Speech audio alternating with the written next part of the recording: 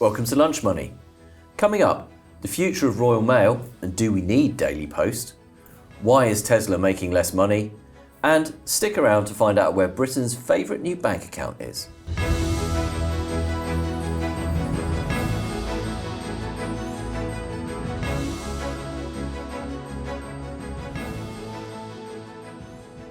Hello, I'm Simon Lambert. Joining me on today's Lunch Money is This Is Money's Helen and Victoria Scholar from the show sponsor Interactive Investor. Royal Mail could cut letter deliveries to as little as 3 days a week under new proposals outlined by Ofcom. These are highly controversial, and critics claim they are a threat to the existence of the postal service itself. Helen, what did Ofcom say about Royal Mail? So they've done a report this week and they've basically said that Royal Mail's business model isn't sustainable. This is all to do with the universal service obligation, which is the idea that Royal Mail has to deliver to every address in the UK 6 days a week. So Ofcom has suggested in order to improve the service, they could potentially cut that amount of days down. So they said cutting it down to 5 days a week would save £200 million to the Royal Mail business, and cutting down even further to just 3 days a week would save £650 million. That's obviously proved, as you said, hugely controversial. People don't like this idea, do they? They still expect their post on time every single day, even though there's a great deal of evidence that shows they're not getting their post on time every single day. We've done a number of investigations on This Is Money, haven't we, over recent months showing that? Yeah, absolutely. So the figures alone show that people really aren't getting the service that they would expect from Royal Mail, from the postal service.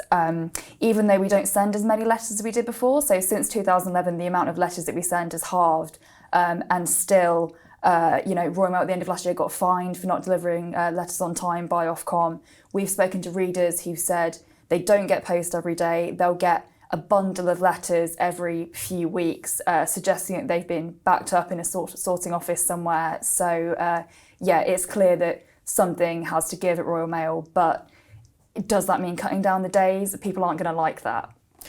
And I mean, this includes the letters that you just get randomly, that you just open, you don't really read them, doesn't it? But it's also things like hospital appointments, doctor's appointments, dentist appointments, important letters that people need urgently. And it's also businesses, say, the registered post.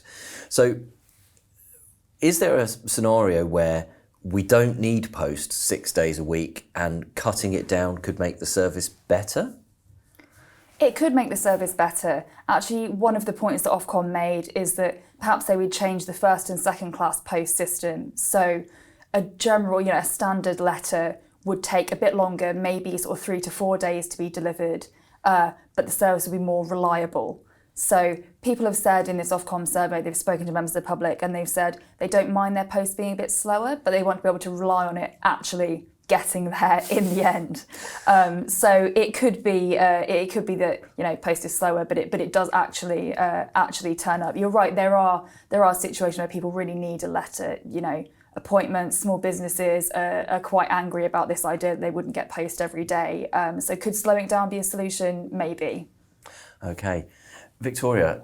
So not necessarily great news for consumers and households, but potentially good news for investors.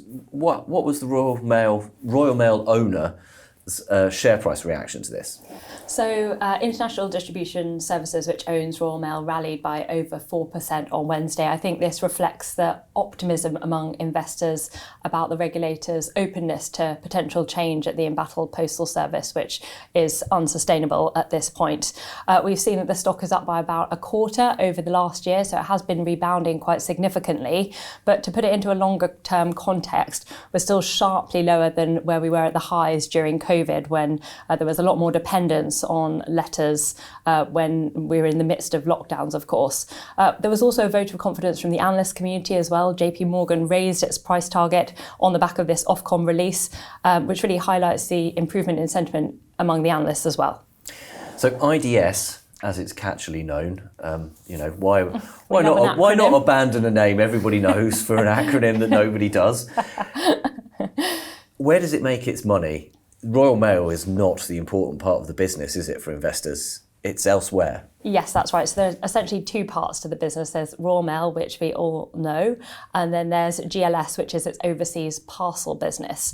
Now, in the first half, we saw that group operating losses for for Royal Mail came in at £319 million, and then there was operating profit at GLS of £150 million. So we can see that those losses more than offset the gains seen in the international business. So the hope for IDS is that it can improve its fortunes at Royal Mail and potentially play some kind of catch up with GLS and overall become a profitable or at least breaking even business either this year or next.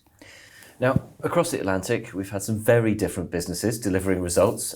Some of the Magnificent Seven have been updating us.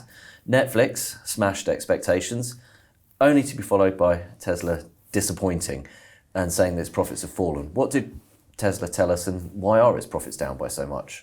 Yeah, so we had the quarterly update from Tesla. We saw that revenues came in at $25.1 billion on earnings of 71 cents a share. Both of those are below analyst expectations. And I think what really spooked investors was the fact that it said that vehicle volumes growth is going to be notably lower this year versus last year, which is why the stock was down by nearly 6% after hours.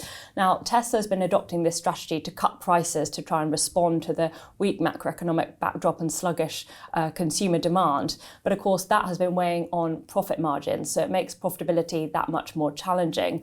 Also, it's facing intense competition from BYD, a Chinese automaker, which actually overtook Tesla to become the world's biggest EV maker. That was earlier this month. So there really is a confluence of pressures at the moment, and it's the second quarter in a row that Tesla has disappointed investors. Thank you, Victoria. And finally, we have the latest round of bank switching figures out today. Helen, which bank is top of the pops and who is losing current account customers? Yeah, so there was a real sort of frenzy towards switching your current account to a different bank at the end of 2023. More people than ever did that between October and December. And that's largely because banks were offering these big cash bonuses for people to switch. So looking at the banks that were most popular, these figures actually run slightly earlier, so these are July to September. NatWest is the winner, so it gained almost 60,000 new customers in those 3 months, and that's largely because it was offering £200 cash for people who switched. Swiftly following were HSBC and TSB, who were also offering big cash bonuses, and the banks that were losing out were the newer sort of challenger banks, so we saw Monzo and Starling both lost customers. They didn't offer any cash bonuses, and there's perhaps a concern around people use these things like their holiday money, but are they willing to switch their main current account to these banks? Perhaps not. And Nationwide lost customers as well, didn't it? Which is a surprise. But does that reflect simply the bonuses that are attracting new customers and how that swings things around? I think so. I think Nationwide did have a bonus at some point last year, but it didn't kind of line up with the timings of these particular figures. It does seem to be a popular bank with customers at the moment, but clearly cash was king last year when it came to switching, and that's actually something that's not happening. So those bonuses have gone away. So interesting to see what the next set of figures will bring. Okay, thank you very much, Helen. That's all for today's Lunch Money. You can catch all the previous shows by searching for This Is Money on YouTube, and if you do watch there, please help us reach more people by hitting the like button and subscribing. Thank you for watching, and join us for the next show on Tuesday. Goodbye.